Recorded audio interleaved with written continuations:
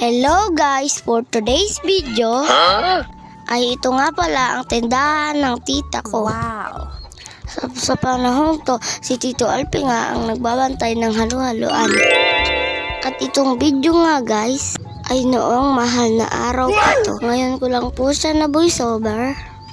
Kasi nga ang Kuya Bricks nyo ay inuna pa ang pagkukulit. Kaya nga ako napapagalitan ng mama ko. Kasi gala ako ng gala, kasama ko ang aking mga kaibigan. Pasensya na nga po at maingay ang manok namin. Naririnig nyo habang nag-voice over ako. Balik nga tayo dito guys sa halo-haloan ng tito ko. Ang dami nga po pala nilang customer dyan, kaya ang dami nilang benta. Kaya naman, hayahay ngayon ang tita ko. So paano yan guys, hanggang dito na lang. Maraming salamat nga pala sa mga dayuhang maging customer ng Tito Alpi ko. Kaya like and share naman po guys. Thank you for watching. Bye bye po.